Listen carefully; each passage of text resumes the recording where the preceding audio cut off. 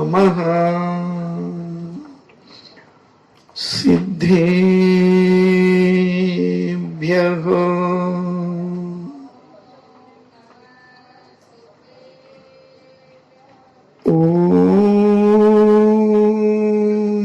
नमः सिद्धेभ्यः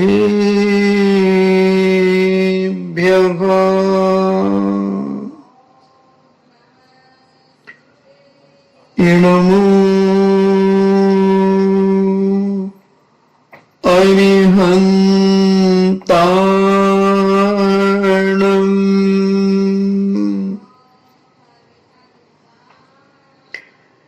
नमो सिद्धाणम्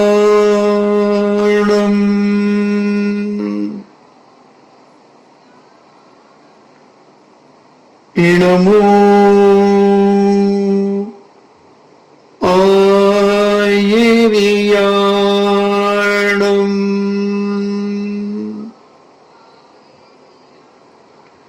नमो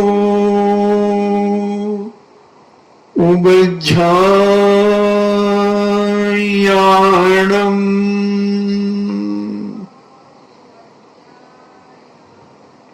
नमो लोये सब्बेसाभूणम्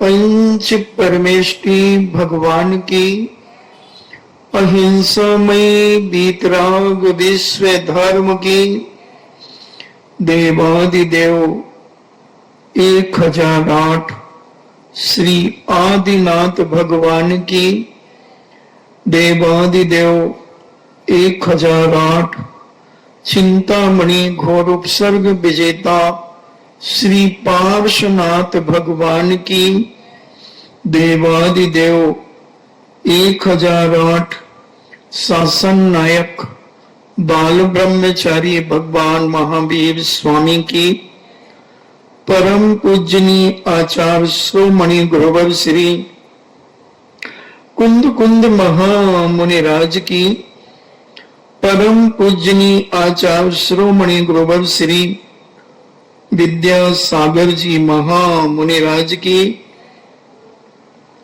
परम पूजनीय निर्यापक श्रमण मुनि श्री सुधा सागर जी महाराज की परम पूजनीय 3,9 करोड़ महामुनिराजों की तपोदय अतिशय क्षेत्र की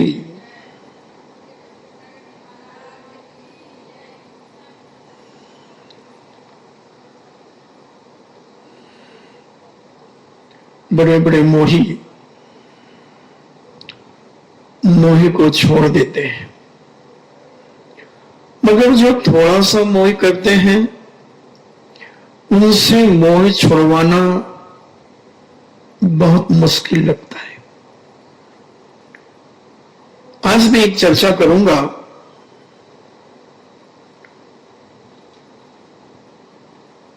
क्योंकि अयोध्या नगरी अनादिकालीन है, कोई अभी की नहीं है ये अयोध्या नगरी। ये मत समझना कि जो अयोध्या नगरी उत्तर प्रदेश के अंदर है वो अभी 200-400-500 साल 1000 साल पुरानी होगी, नहीं, वो शाश्वत नगरी है।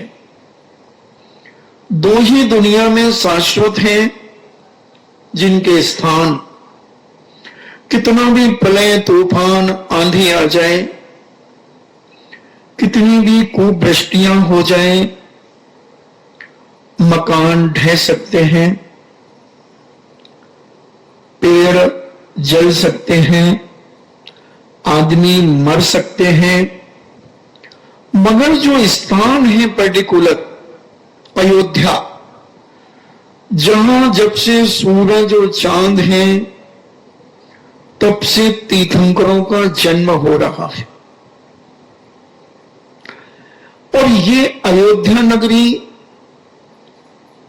प्रलय के समय पर विलीन तो होती है, सम्मेद शिखर भी शाश्वत है, मगर जब प्रलय होता है छठे काल के अंत में, तब सम्मेद शिखर भी प्रलय को प्राप्त हो जाती है। जल मग्न हो जाती है सारी पृथ्वी, मगर जिन जिन स्थानों पर जहां अयोध्या नगरी है, वहां एक नंद्यावर्त प्रकट होता है, और सम्मेद शिखर की भूमि पर एक नंद्यावर्त प्रकट होता है। ये इसकी प्रकृति के द्वारा प्रकट होता है, और ये इसका प्रमाण है कि यह भूमि कभी बदलेगी नहीं।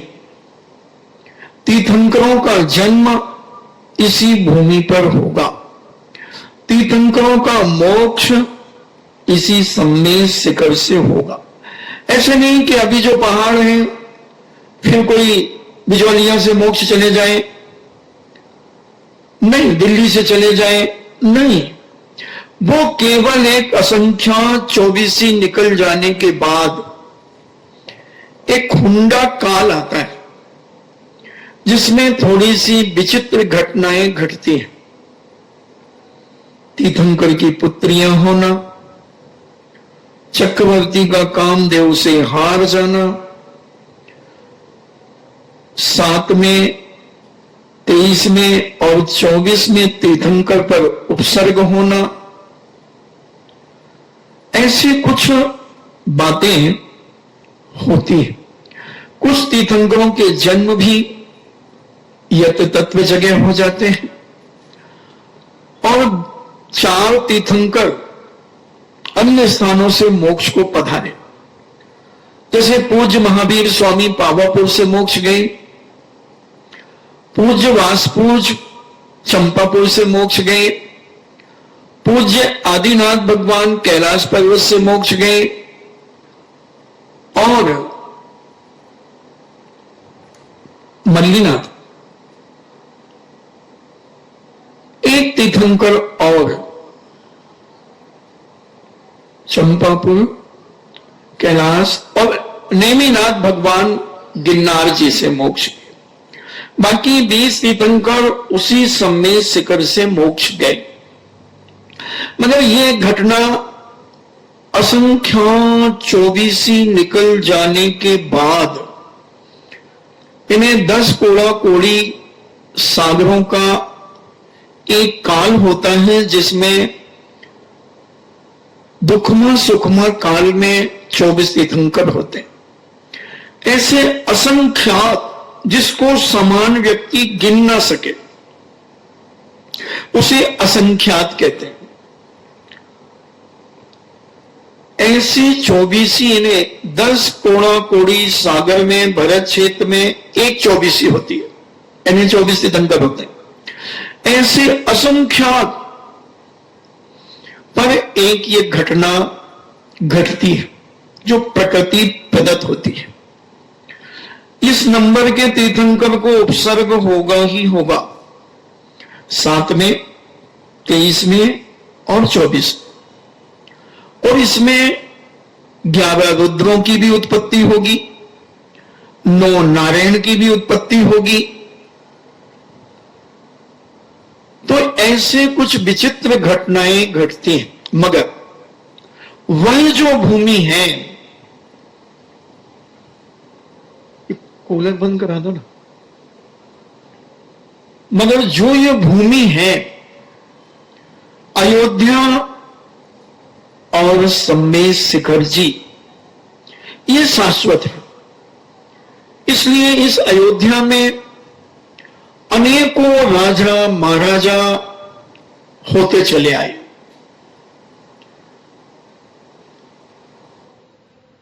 और ये भूमि शाश्वत है, ऐसा पूज्य त्रिलोक पंडिती ग्रंथराज के अंदर पूज्य यति विश्व महाराज कहते हैं। और ये शाश्वत है। वो तो एक आपको मैं ग्रंथ की याद दिला रहा हूं कि त्रिलोक पंडिती नाम का एक ग्रंथ है, जो बहुत प्राचीन माना जाता है, जिसमें पूरे लोक का वर्णन है, मध्य लोक का है, अधोलोक का है, कर्णानी योग का विषय जिसमें है। ऐसा वह ग्रंथ ने यह घोषणा की। और ये कल्कि और उपकल्कि जो राजा होते हैं वो भी इसी हुंडा काल में होते हैं। 1000 वर्ष में कल्कि होता है, 500 वर्ष में एक उपकल्कि होता है।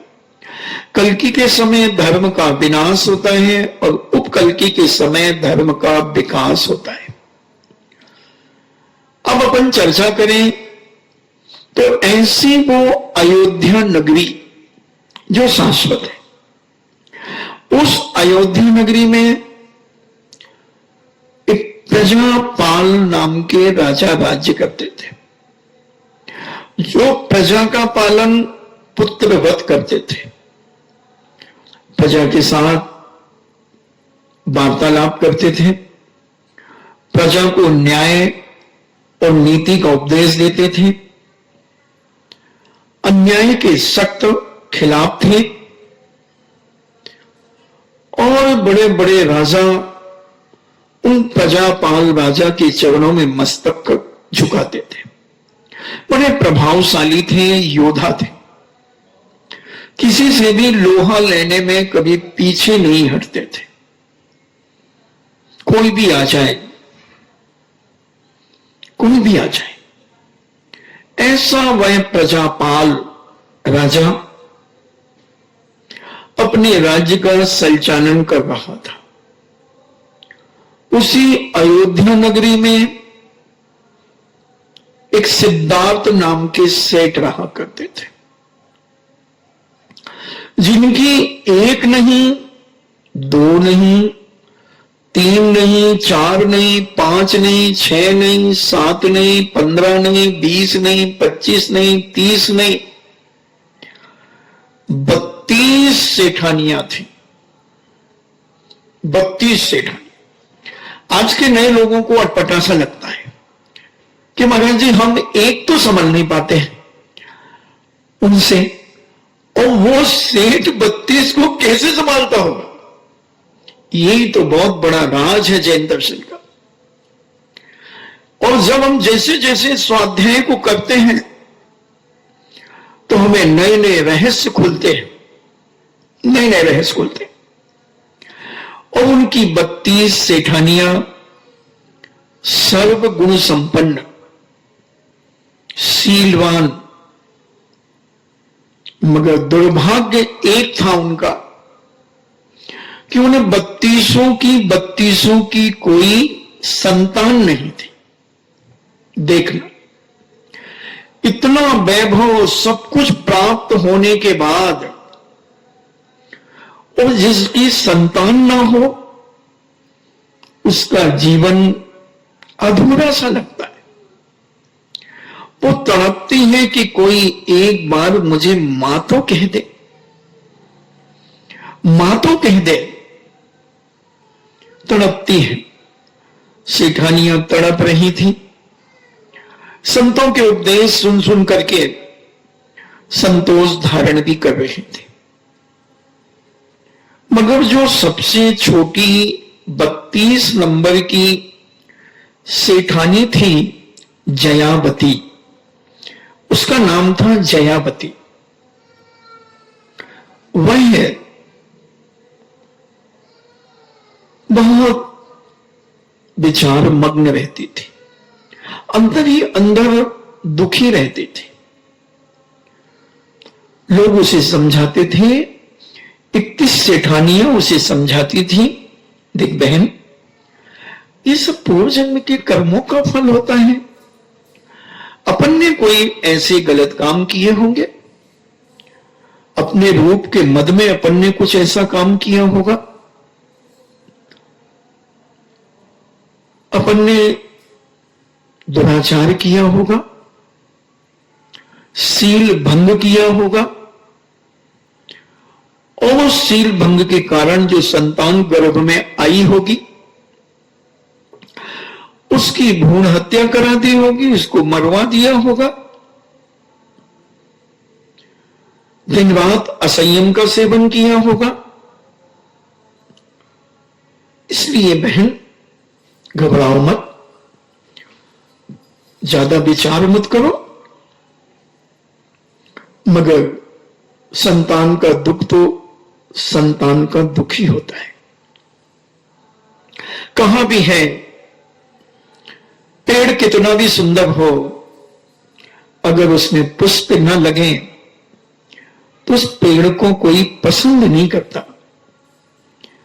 और जिस पेड़ में पुष्प प्रकट होते हैं, फल प्रकट होते हैं, उस पेड़ को हर व्यक्ति पसंद करता है। ऐसी वो 32 सेठानियां अपने नगर में उपेक्षित सी थी।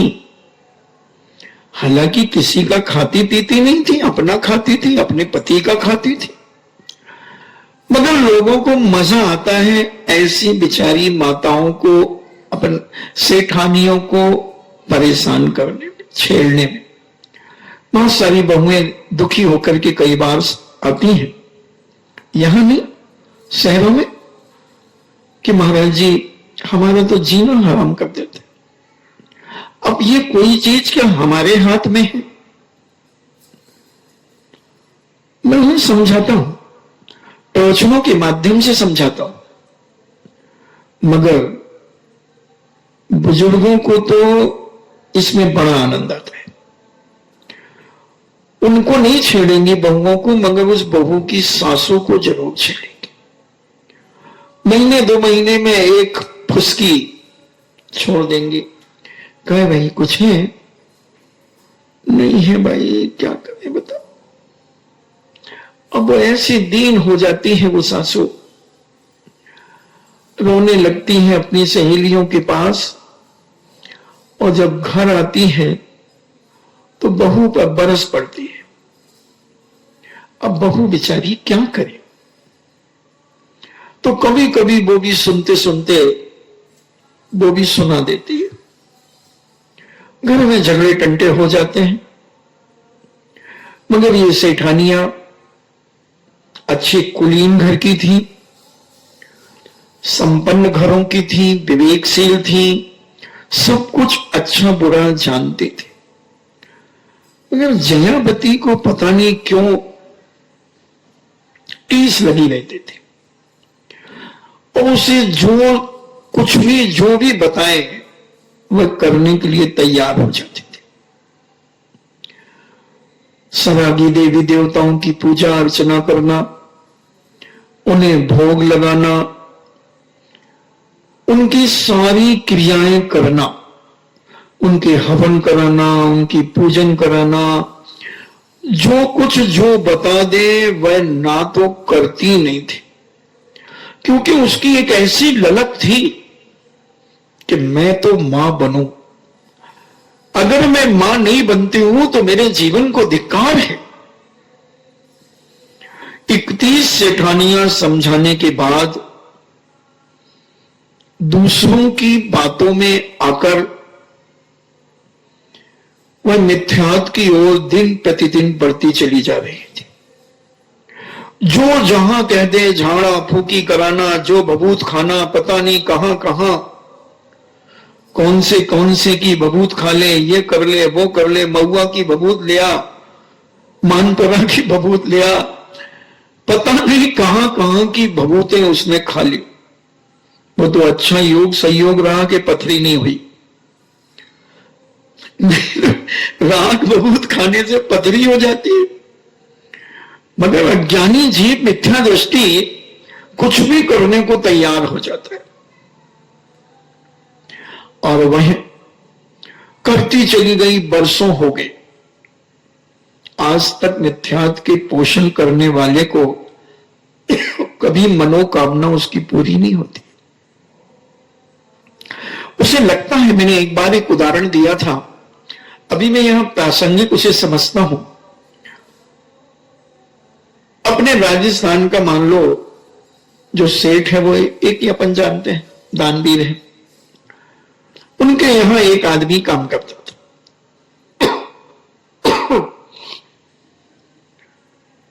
वो समझ लीजिए 27 साल से काम कर रहा था।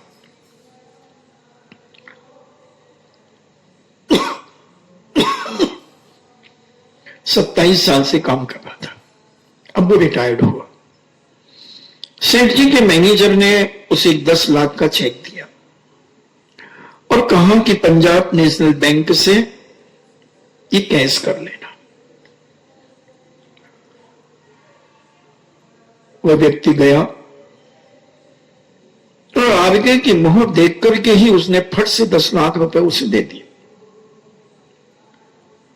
वो विचार करता है कि मर गए, 27 साल नौकरी करते करते और 5 मिनट में 10 लाख रुपए मिल गए बैंक में।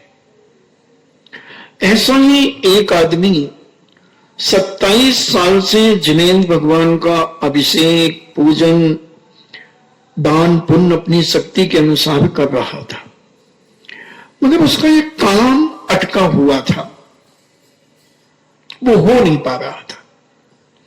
बहुत कोशिश करता था, नहीं होता था। अब किसी ने उसे कहा कि तू एक सवा मणि कर ले, और उसने सवा मणि करी और 2 दिन के बाद उसका काम हो गया। अब वो कहता है कि 27 साल से मैं जिनेंद्र भगवान की अभिषेक, पूजन, विधान सब कुछ कर रहा हूं, मगर एक सवा मणि करने पर मेरा काम हो गया। मैं आप सबसे पूछना चाहता हूं, 10 लाख रुपए उसे बैंक वाले ने दिए तो वो कहता है कि बैंक अच्छा 1 मिनट में 10 लाख रुपए दे दिए, मर गया मैं 27 साल तक नौकरी करते करते। सैलरी तो हर महीने मिल रही थी, वो कटता है ना कुछ पीएम क्या कटता है, तो वो मिलकर के उसके 10 लाख रुपए वहां जमा हो गए थे। तो मैं आपसे पूछ रहा हूं, क्या वो 10 लाख रुपए बैंक मैनेजर ने उसे दिए हैं कि आरके मार्वल्स वालों ने दिए? बताइए, बोलो बोलो। आरके वाले ने दिए। उसी प्रकार क्या उसकी सवा मणि करने से उसका काम सफल हुआ है कि 27 साल तक जो जिनेंद्र भगवान का अभिषेक, पूजन, दान पुण्य करता रहा, उस पुण्य से उसका कार्य हुआ है? मैं आपसे पूछना चाहता हूं। जिसका यह विश्वास है कि 27 साल तक जो जिनेंद्र भगवान का पूजन, अभिषेक करने से उसका काम हुआ है, वो सम्यक दृष्टि।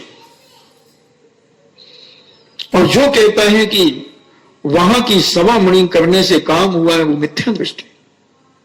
जैसे 10 लाख रुपए बैंक ने नहीं दिए, उसी प्रकार उस सवा मणि वाले स्थान ने उसका काम नहीं किया। उसने जो 27 साल तक पुण्य का नौकरी करके, अपनी मेहनत करके, सेठ जी के यहां पर जो काम करके अपनी रेपुटेशन बनाई और अपनी सैलरी में से कटा हुआ पैसा उसे एक मुश्त 10 लाख रुपए मिला। ये समझ लेना चाहिए। आज अज्ञानी जीव ऐसे ही मिथ्यात की ओर चले जाते हैं। अभी संसार में स्वयं डुल रहा है, जो संसार के भोगों में स्वयं लिप्त है, वो तुम्हें क्या सुख देगा? वो तो स्वयं भोगों की इच्छाएं कर रहा है। वो भी तो बैठा है दूसरों के भोगों के लिए कि कोई भोग लगा देता। वो तुम्हें सुख सुविधाएं कैसे दे सकता है? मगर तीव्र मिथ्या दृष्टि का जब पाप का उदय आता है, वो भटक जाता है और ऐसे ही कार्यों में उलझकर वह अपने जीवन को मिथ्यात की गर्त में ढकेल देता है।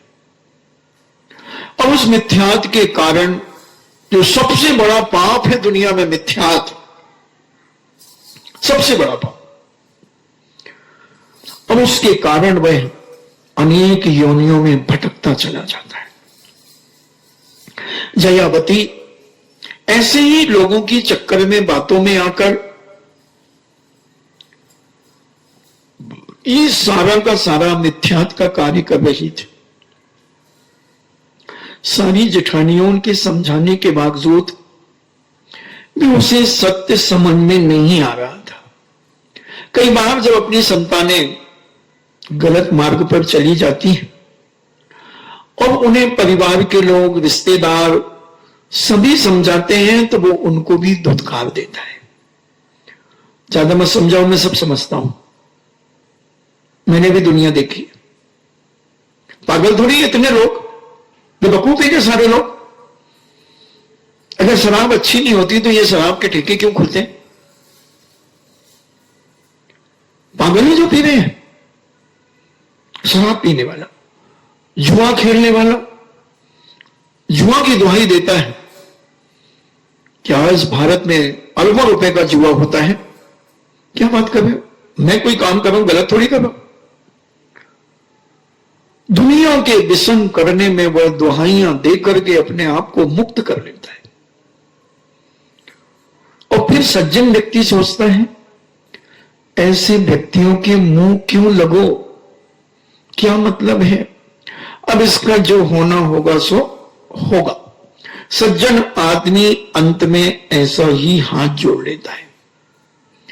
मगर 31 जेठानियां हाथ जोड़ने को तैयार नहीं, बोले इसका तो मिथ्या छुड़वाऊंगी मैं। सेठ जी से कहा, सेठ जी कहते भाई अब मैं क्या करूं? नहीं मानती। एक दिन उस अयोध्या नगरी में पूज्य सुमित्र नाम के एक अवधि ज्ञानी मुनिराज पधारे। अवधि ज्ञान जिनको प्राप्त था, जो भूत भविष्य और वर्तमान की बातों को जानते थे। मति ज्ञान, शुद्ध ज्ञान तो इंद्रियों की सहायता से जानता है, मगर अवधि ज्ञान इंद्रियों की सहायता के बिना ज्ञानावरणी कर्म के क्षयोपशम से उन्हें ज्ञान हो जाता है। तपस्या के माध्यम से, ज्ञानावरणी कर्म के क्षयोपशम से, संयम के प्रभाव से उन्हें अवधि ज्ञान प्राप्त हो जाता है। तो पूज्य मुनिराज के पास जब सारे अयोध्यावासी उनकी मंगल वाणी सुनने के लिए जब गए, बड़ा मार्मिक उपदेश हुआ और पूज्यवर ने एक एक प्राणी के को दृष्टि में रख करके उपदेश दिया। जयावती भी वहां बैठी थी। उपदेश समाप्त होने के बाद जयावती पूछती है, हे प्रभु, हमारी 31 जेठानियां हैं और मुझे मिलाकर के 32 हम लोग सेठ सिद्धार्थ की धर्म पत्नियां हैं, हम सेठानियां हैं। मगर हम सबने ऐसा कैसा सामूहिक पाप किया कि हमारे किसी की संतान नहीं है? महाराज अपने अवधि ज्ञान से कहते हैं, हे माताओं, और माता शब्द सुनकर के उनके चेहरे पर एक अलौकिक तेज उत्पन्न हुआ कि पूज्यवर मुझे मां से संबोधन कर रही है। पूज्यवर जानते थे कि जो आदमी जिस चीज से दुखी हो वो उसे दे देना चाहिए। आज एक मां मेरे पास आई, अब वो हंसी में कह रही थी कि सच में कह रही थी, मुझे नहीं पता। चौके में उसने कहा कि महाराज जी, आप तो एक ही बार आते हो हमारे यहां पर, और हंस रही थी। अब उस समय मेरा मौन था। उनने भी मौका छोड़ा, नेहले पे दहला फेंका। उन्हें कहा अभी तो छुल्लक जी मौन है, अपन तो सुना दो अपने अंदर की भड़ास। मगर उन्हें मालूम नहीं कि छुल्लक जी का एक कान और एक आंख बहुत दूर तक घूमती है, सारे भारत में क्या अब तो विश्व में भी घूमने लगी है। क्योंकि ये वो भूमि है जहां भगवान पारसनाथ को भूत भविष्य वर्तमान के अनंत द्रव्य गुण पर्यायों का ज्ञान जहां प्राप्त हुआ था, तो मैंने उस भूमि पर पारसनाथ की भक्ति कर रहा हूं। और वो मां कह गई ठीक है भाई कह ले। फिर शाम को जब कमरे में आई तो मैंने कहा झूठ, सरासर झूठ। मैं ले गया उसे 2015 में और 2002 में। मैंने कहा उस समय 4 दिन 5 दिन 1 हफ्ते में ले छुल्लक जी का, ले छुल्लक जी का। वो तो पुराना की बात, अभी की बात। मैंने अभी की क्या, 2002 में पूछ लो, जब तुम सामूहिक एक ही चौका लगता था, बाबा जी भी था और बाई कंचन बाई भी थी, तो कितना, हमने कहा कितने बार हुए, करो गिनती। फिर हमने कहा 2015 में भी कितने बार हुए, करो गिनती। महाराज जी पुराना पुराना। तो फिर मैंने उदाहरण दिया कि तुम्हारे यहां पर कोई व्यापारी उधार माल ले जाए और बरसों से ले रहा हो, समझ लो 20 साल से, 20 साल से तुम्हारी कलम वो नहीं चुका रहा, और नया माल लेता और नया दे जाता, नया ले जाता, और वो पुराना दे तो तुमको नहीं नहीं तुम तो नए ही देते जाओ। है कोई माई का लाल ऐसा? बुलाओ सेठ साहब, 2-2 3-3 सेठ बैठे। पुराना पहले लेंगे हम, पुराने को पहले याद करेंगे। अपन तो बिल्कुल लॉजिक से चलते हैं। तो उन्होंने भी फिर स्वीकार किया, हाँ महाराज जी। तो हमने कहा फिर क्यों? फिर हमने उन्हें एक उदाहरण और दिया कि पूज्य आचार्य विद्यासागर जी महाराज एक बार हमारे यहां 44 दिन के बाद उनका परगाहन हुआ। पहले तो होता रहा, तो 44 दिन तक लगातार आचार्य का हार नहीं हुआ। 44 दिन में 48 महाराजों के हार तो मैंने कराए।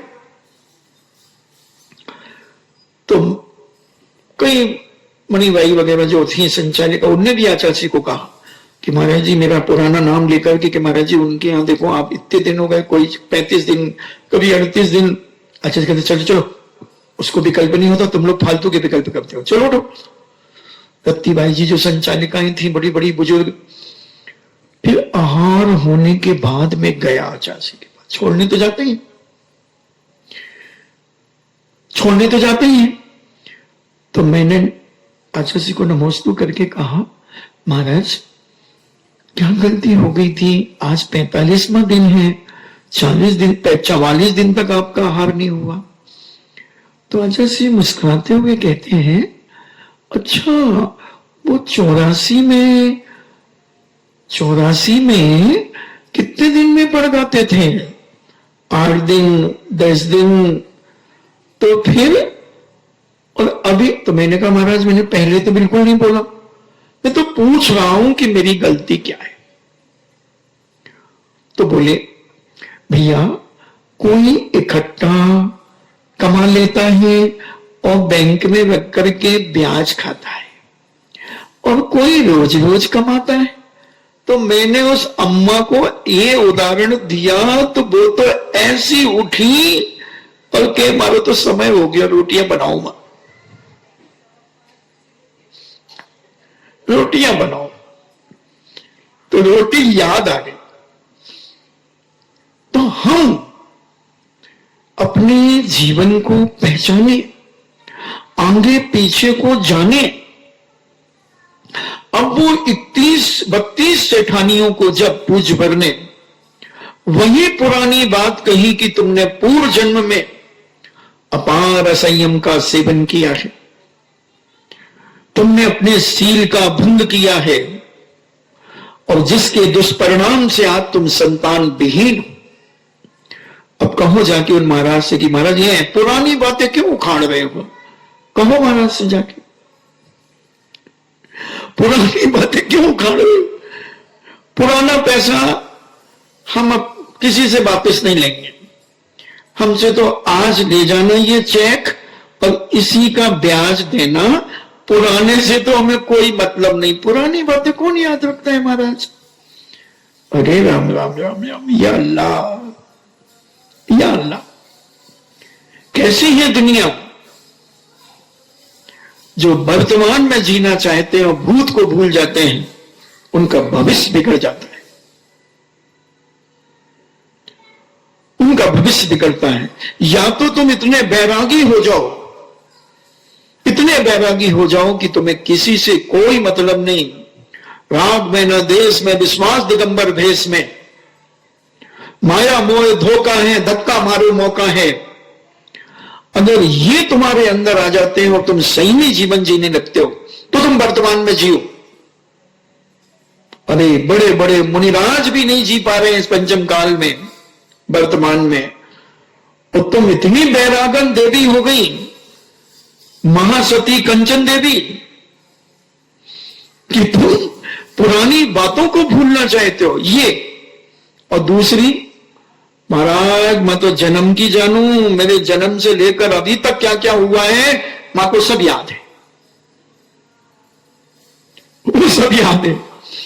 नहीं, ये नहीं। भूलो तो फिर सब कुछ भूलो, परिवार को भी भूल जाओ, इतने वर्तमान में जी जाओ कि भगवान को भी भूल जाओ, परमवेष्टि को भी भूल जाओ, केवल अपनी आत्मा के स्वरूप में लीन हो जाओ। तो मैं मानूं कि वर्तमान की बात तुम्हारे लिए लाभदायक है। और जो वर्तमान की बात तो माने, भूत की माने, भविष्य की चिंता करे और कहे महाराज पुरानी बात, इतनी पुरानी महाराज जी, तो भाई ये बात तो नहीं चलेगी, ये तो जमेगी नहीं। जम जाती, कूलर बंद करा दी, जम तो जाती है, मगर नहीं जम सकती। सत्य तो सत्य होता है। और जब पूज्य भगवान ने उन सेठानियों का इतिहास खोला, इतिहास तो सबका काला है, महावीर स्वामी क्यों ना हो, हम तुम क्यों ना हो, जितने भी दुनिया में अभी तक मोक्ष चले गए उन सबके इतिहास काले। महावीर स्वामी का इतिहास कोई दूध का धुला है क्या? महाकाला, महाकाला। मगर वर्तमान उन्होंने जो 10 भाव से अपने आप को बदला।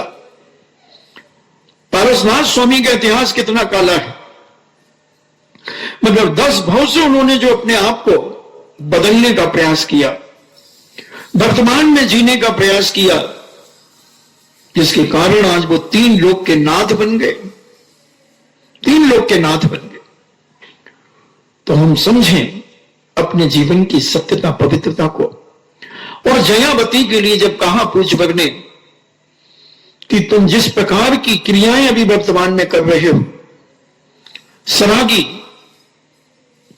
मिथ्या दृष्टि जीवों का, तुम जो भक्ति कर रहे हो, उनके लिए जो द्रव्य चढ़ा रहे हो, उनके स्थानों पर जो तुम दान दे रहे हो अनायतों ने, ये तुम्हारे जीवन का और दुर्गति का कारण बनेगा और तुम्हें मिथ्यात्व में लेकर के तुम्हारी जिंदगी को बर्बाद कर देगा। सीठ जी कहते हैं सब सुनकर के, महाराज क्या इन 32 सेठानियों में से किसी की गोद भरेगी? कोई कुल दीपक क्या पैदा होगा? महाराज अवधि ज्ञानी थे, बोले हां, 7 साल के बाद इस जयावती की संतान होगी। 7 साल के बाद।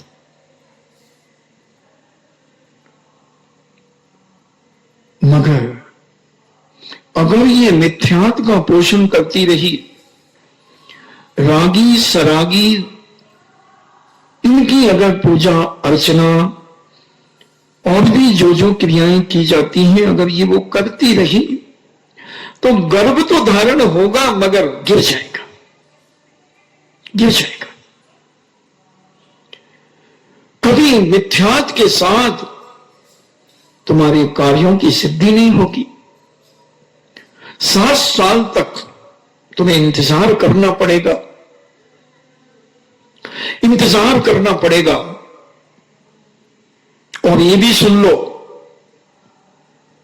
कि जैसे ही तुम्हारा बेटा होगा और सेठ जी सिद्धार्थ उसका मुख देखेंगे और मुनि हो जाएंगे। जयावती कहती है कोई बात नहीं महाराज, बेटा तो होगा। शर्त लगाई पूज्यवर ने कि तुम मिथ्यात का पहले दमन करो, मिथ्यात को छोड़ दो, मन से, वचन से, काय से, कृत कारित अनुमोदना से, समरंभ समारंभ, आरंभ से, क्रोध मान माया लोभ से, जो 108 द्वार ये आश्रयों के हैं, इन आश्रयों के द्वारों को तुम बंद करो और जिनेन्द्र भगवान की पूजन, जिनेन्द्र भगवान का गंधोदक, जिनेन्द्र भगवान के विधान, जिनेन्द्र भगवान की बड़ी बड़ी पूजाएं, बड़े धार्मिक अनुष्ठान करो। और ये धार्मिक अनुष्ठान आदि करने से तुम्हारे जीवन में महान साथी से पुण्य का बंध होगा। दुनिया में मैंने देखा, मैंने जितने भी ग्रंथ पढ़े थोड़े से, उन सब में एक ही बात जैनाचार्य कहते हैं, पुण्य कमाओ, पुण्य कमाओ, पुण्य कमाओ। जो भी कार्य तुम अपने जीवन में सफल करना चाहते हो, मन की पवित्रता के साथ पुण्य की क्रियाएं करो। और पुण्य की क्रियाएं हैं देव सास गुरु की भक्ति, सच्ची भक्ति, मुंह देखी प्रीत नहीं, मुंह देखी प्रीत नहीं, अंदर से हृदय से जिनेन्द्र भगवान का गुणानुवाद करो। बैठो उनके चरणों पर, उनके एक एक अंग का निरीक्षण करो, एक एक अंग की महिमा और गरिमा गाओ, उनके जीवन चरित्र को पढ़कर के फिर भक्ति करो। केवल मूर्ति देखने से कुछ नहीं होता।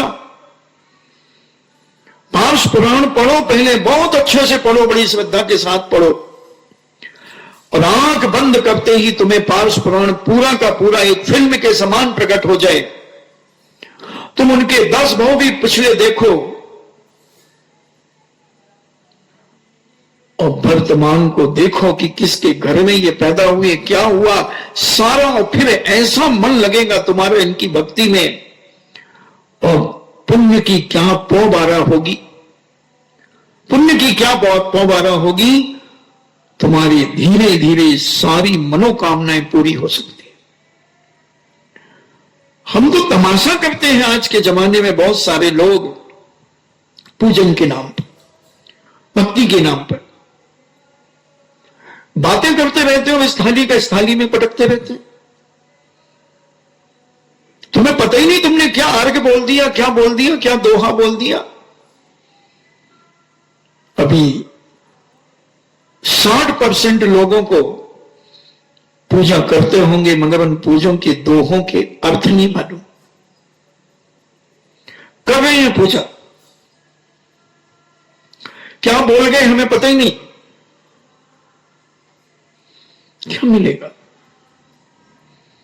और जिनको याद हो जाती है उन तो की तो कहना ही क्या है, फिर तो वो टेबल फैन जैसे घूमते हैं। हमें तो याद हो गई पूजा, और बस पूजा का दोहा बोल रहे हैं और इधर स्वाहा भी कर रहे हैं। और आ गई भाई, हाँ आ गई भाई, लेट आई आज, हाँ वो बहू का भाई आ गया था तो थोड़ा सा उसको नाश्ता वास्ता बनाने में टाइम लग गया। हाँ भाई अब करना ही पड़ेगा, बहू तो बेचारी उससे बातचीत करे और अपन को तो करना ही पड़ेगा, नहीं तो मुंह फूल जाए भाई बहुओं के, क्या कर सकते, मुंह फूल जाए। तो अब तुम पूजा करते करते क्यों दुर्गति की बातें कर रही हो, क्यों बातें कर रही हो। महाराज इसके बिना हमारी रोटी ना पचे, अगर जे खटकर्म हम ना करें तो हमारी तो रोटी ना पचे। इसमें ही हमें आनंद आता है। तो धर्म कहता है मुझे भी आनंद नहीं आता तुझे पुण्य देने में, तुझे पुण्य देने में आनंद नहीं आता। पुण्य देने में तब आनंद आता है मन वचन और काय तीनों जिनेंद्र की भक्ति में लगा दो, तुम्हें पता ही ना चले कि कौन आया और कौन चला गया। तुम्हारी नजर भी न घूमे, टेबल फैन न बने तुम्हारी दृष्टि। तुम तो बस अपनी थाली सजाओ और प्रभु का गुणानुवाद करो, एक एक लाइन बड़ी श्रद्धा से पढ़ो, एक एक लाइन के अर्थ में जाने का प्रयास करो। भले एक पूजा करो, मैं तो कहता हूं, मगर इतनी श्रद्धा और भक्ति से करो कि तुम्हें झलके वो 10 भव झलके, उनकी माता के 16 स्वप्न झलके, वो रत्नों की दृष्टि झलके, वो स्वर्ग से अवतरित हो रहे हैं वो दिखे तुम्हें। और पूजन करते ऐसे आते ना, जन्म के सबके कल्याणकों की पूजा होती है ना।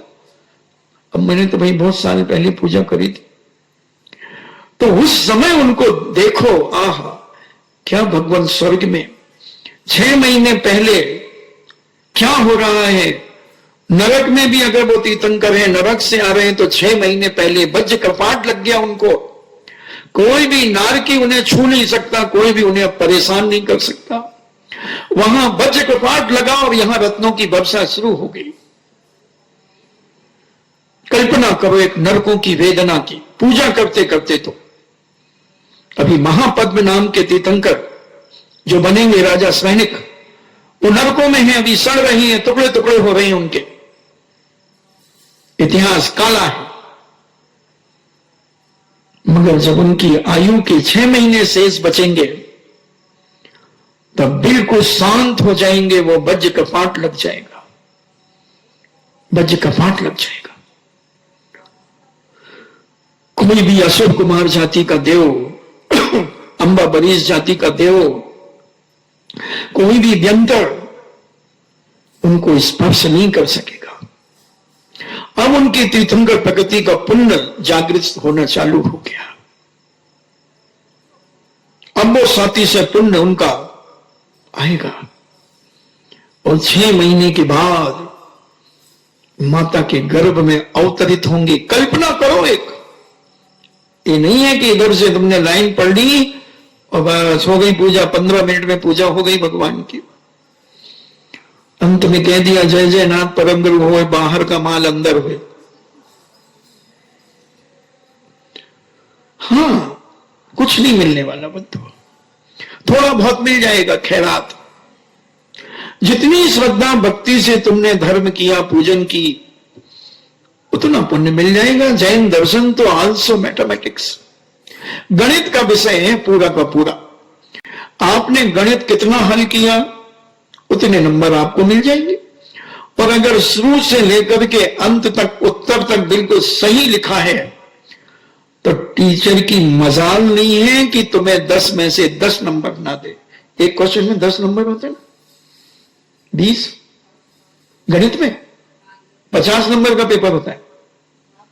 हाँ, जैसे नंबर का पेपर होगा, अगर 50 नंबर का पेपर है तो 5 क्वेश्चन करना है, तो फिर 10 या 5 जो भी पूरे नंबर मिलेंगे, मेरा कहने का मतलब। तो जैन दर्शन कहता है तुम क्या कर रहे हो उसे कोई मतलब नहीं है। तुम पूजा दिखा रहे हो, लोग देख रहे हैं कि तुम पूजा कर रहे हो, मगर मन कहां डोल रहा है, मन कहां जा रहा है कि भाई जल्दी चलो, मुझे चौके में काम करना है, आज कोई नहीं है, 2 ही जने हैं, खत्म हो गई पूजा, पूजा खत्म हो गई। आहार के बाद कर लो पूजा, क्या बात होगी। 11:15 बजे 11 बजे आहार खत्म हो जाता है, और फिर उसके बाद अपनी थाली लेकर के महाराज जी फिर वो पेट में चूहे लौटने लगते महाराज जी, अब कैसे पूजा करें। आपने देखा था वो दीदियां आई थी अशोकनगर से, वो कब पूजा करती थी, आहार के बाद। आहार करा करके, महाराज के दर्शन करके और फिर पूजा करके और 12:30-1 बजे रोटी खाते। महाराज हम भी वही करते हैं, हम भी खाते तो उतने ही बजे हैं, मगर मोह में खिलाते रहते हैं। ले लो अपने हाथ से, मैं पूजा करके आ रही हूं, बैठो अभी, जाओ महाराज के पास हो, महाराज के पास बैठो, अभी हम अच्छे से एक पूजा करके आते हैं। आनंद तो इसी में है। और कम से कम 90% लोग पूजन करने के बाद कोई तो दूध डकार लेता है, कोई चाय डकार लेता है और कोई पोहा डकार लेता है,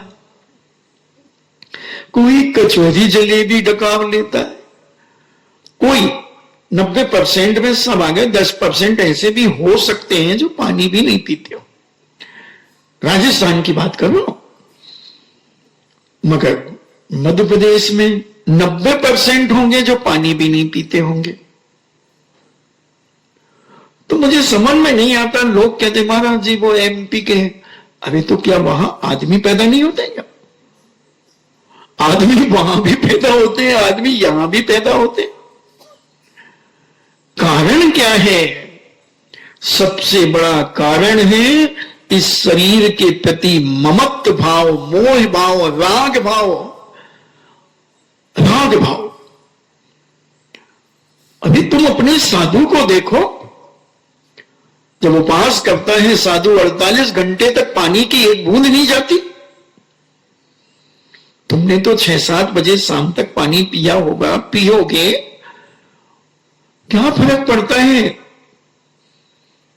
मान लो 7 बजे तक तुम पानी पीते हो, मान लो, सपोज करो, तो फिर सुबह 7, 12 और 5, 17 घंटे की तो त्याग करना है तुम्हें। हिम्मत तो है। अगर कोई कह दे कि कल बड़े महाराज आएंगे, अगर तुम सुबह से कुछ खाओगे पियोगे नहीं और चौका लगाओगे और महाराज के आहार के बाद पूजन करके फिर तुम भोजन करना, मैं कहता हूं एक भी मां, बहन, भाई, बिटिया ऐसी नहीं होगी जो कहे कि हाँ महाराज जी संकल्प, पानी भी नहीं पिएंगे। कहां से आई शक्ति? कहां से आई शक्ति बोलो? यानी शक्ति तो है, मगर शक्ति को अपवित्र करता है मोह, ये राग, ये शरीर के प्रति राग भाव, ये बिगाड़ता है हमारे भावनाओं को, ये बिगाड़ता है।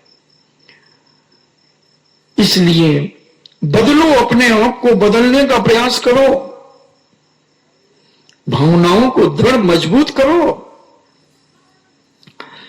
क्या फर्क पड़ता है? तुमने 7, 7:30 बजे मान लो पानी दूध ले लिया, 4 घंटे के लिए तुमने क्यों ले लिया? क्या फर्क पड़ेगा? कौन से मोटे हो जाओगे, तंदुरुस्त हो जाओगे, या कौन से दुबले हो जाओगे? फिर तो तुम्हें खाना ही पीना है, कौन रोक रहा है? इसका भी बड़ा प्रभाव पड़ता है, इसका भी बड़ा प्रभाव पड़ता है। हम इन सब चीजों को समझने का प्रयास करें और समझ करके अपने अंदर उतारने का प्रयास करें। हमने इसे सोच लिया है कि अगर हम सुबह से नाश्ता नहीं करेंगे तो हमें तकलीफ हो जाएगी। कोई नाश्ता इसी बिजौलिया में बताओ, सेठ लोगों क्या पहले नाश्ता करते थे? 9:30, 10 बजे सब भोजन करके अपनी अपनी माइंसों पर, अपनी दुकानों पर चले जाते थे। पहले 9 बजे, 8:30 बजे सब सो जाते थे। अभी मेरे आने के बाद तक की बात बता रहा हूं, 2002 के चतुर्मास में भी लोग 9 बजे तो बहुत हो गया सो जाते थे और सुबेरे अर्ली मॉर्निंग उठते थे, घूमने जाते थे, क्षेत्र पर आते थे। आनंद था जीवन का, और नहा धोकर पूजन करके प्रवचन सुन करके और फिर घर जाकर के भोजन करके दुकान चले जाते थे। कहां था नाश्ता? ये नाश्ता कैसे आया? ये नाश्ते का रास्ता कैसे निकला? ये रात को 10, 11 और 12 बजे तक जगने का कारण। ये जग करके आदमी थकान पैदा करता है, मोबाइल से बातचीत करने से, इधर उधर की चीजें गुनगुनाने से, देखने से थकता है। और 11 के पहले तो आज शायद कोई भी अभी इतने लोगों में से कोई सोता हो। अब तुम जब 11 बजे तक जगोगे तो तुम्हारा शरीर पानी मांगेगा, दूध मांगेगा, खाना पीना मांगेगा। और फिर तुम 7 बजे उठोगे या 6 बजे उठोगे, पूजन पाठ करके फिर तुम लोगे, क्योंकि रात को तुम थक गए हो, रेस्ट नहीं मिला तुम्हारे शरीर को। और तुम फिर खा पी करके फिर 1-2 बजे तक चल जाएगा। ये गलत हो गया। अब महाराज जी, जब हम 1 बजे 1:30 बजे भोजन करेंगे तो शाम को 5 बजे भूख ही नहीं लगती, फिर 6, 6:30 बजे भूख लगती है, 7 बजे लगती है, फिर वो रात्रि भोजन का चालू हो गया। अगर नाश्ता बंद हो जाए, नाश्ता बंद हो जाए और 11, 11:30 पे भोजन करना शुरू हो जाए, अभी जब साधु है ताकि 10 बजे करो ना, 9:30 करो ना, कौन मना कर? तो फिर उनका ये नाश्ते का फट्टा साफ हो जाए, नाश्ते का कितना खर्चा बच जाए, कितना खर्च बच जाए नाश्ते। तो ये सब चीजें मोह के कारण इतने हम उलझ गए कि हम सही मार्ग से भटक गए। और जयावती सेठ सिद्धार्थ जयावती से कहते हैं, एक काम कर, तू छोड़ दे। पूज्य गुरु महाराज 7 साल की बात कर रहे हैं, तो 7 साल तक के लिए सब छोड़ दे और जिनेन्द्र भगवान का पूजन, सच्चे बीतरागी गुरु तपस्वियों का पूजन, जिनमानी माता का पूजन और स्वाध्याय जाप, जो भी तुझे अनुष्ठान बता रहे हैं वो सारे अनुष्ठान तू कर। 7 साल देख ले, अगर तेरी संतान 7 साल के नहीं होती है पूज्य भर के अनुसार, तू जहां तुझे जाना हो, तुझे मुर्दा पूजने जाना हो तो मुर्दा पूजने चली जाना, तुझे जहां जाना हो, यहां वहां जहां तहां मत पूछो कहां कहां, जहां जहां तुझे जाना हो तो चली जाना। बस एक बार मेरे बीतरागी गुरु की बात मान ले, एक बार जिनवाणी माता की बात मान ले। और जयावती ने कहा, ठीक, मैं इस चीज को अपने हृदय से स्वीकार करती हूं कि आज के बाद मैं किसी रागी सरागी परिग्रहवान के पास नहीं जाऊंगी, जो कुछ करूंगी अपने जिनालय में करूंगी, अनुष्ठान करूंगी जिनालय में करूंगी, भक्ति करूंगी जिनालय में करूंगी, दान दूंगी जिनालय में दूंगी, व्रत उपवास करूंगी अपने जैन धर्म के करूंगी। और उसने चालू किया और बड़ी भक्ति से अष्टद्रव्य की थाली सजाती, और बड़े पढ़ी लिखी तो थी, और उस पूजा में ऐसे ठाठ से मंजीरे बजाती, ढोलक वाला बैठता, ढोलक बजाता, हारमोनियम बजता, और बड़े भक्ति भाव से पूजन करती जयावती, और आनंद से भरकर लौट करके आती, सारी द्रव्य की थाली वहीं चढ़ा करके उल्टी करके, और दोनों थाली ढम ढम ढम ढम करती हुई नाचती हुई अपने महल में प्रवेश करती। सिद्धार्थ सेठ देखते हैं, वाह, और वो 31 तो पहले से ही करती थी पूजन। और इसकी पूजन का अलौकिक ढंग देख करके 31 कहती हैं, वाह छोटी, तूने तो कमाल कर दिया, छोटी तूने तो कमाल कर दिया। वो कहती, जीजी क्या कर दिया? बोले, तेरी भक्ति मैंने देखी है, तेरी पूजन मैंने देखी है। अब कल से अपन 32 मिलकर के पूजन करेंगे। सेठ जी अभिषेक करेंगे। अब उनका अभिषेक देखकर जिनेन्द्र भगवान का गंधोदक सेठ जी से लेकर और सेठ जी को भी यहीं बिठा करके सब मिलकर के पूरा परिवार पूजन करेगा। सबने एकजुट एक भावना से संकल्प किया और सेठ जी को निवेदन किया। सेठ जी ने कहा, वाह सोने में सुहागा, सोने में सुहागा, ऐसा आनंद मेरे जीवन में कभी नहीं आया।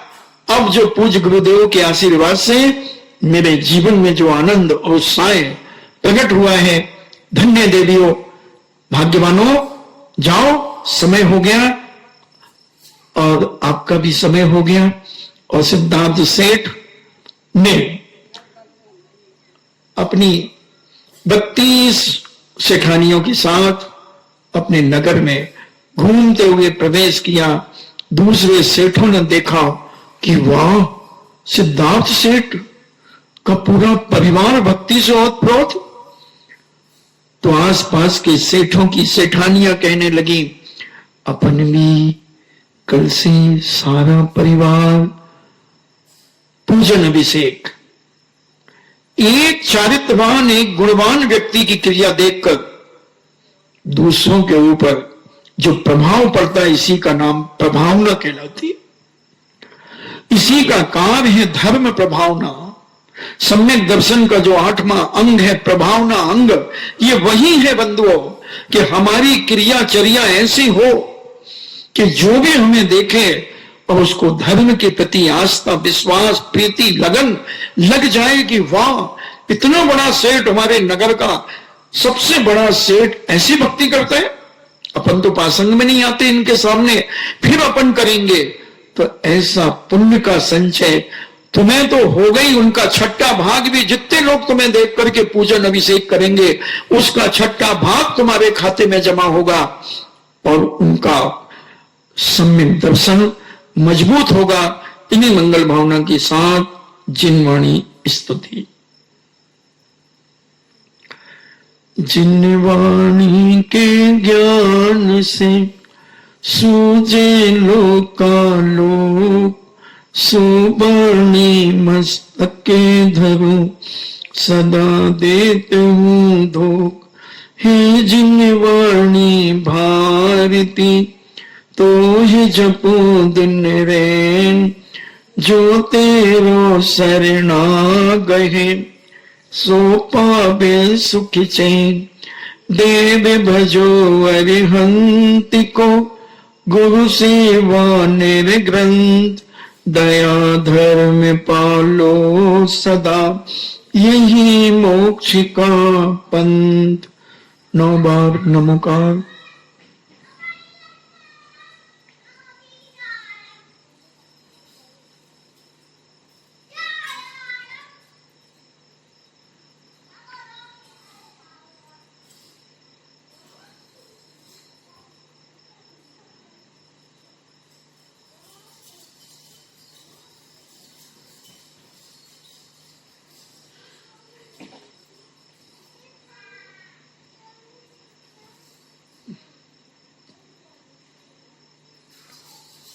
परम पूज्यनी द्वादशांग जिनवाणी माता की सुत देवता, सुत देवता, सुत देवता, जैनम जेतु शासनम,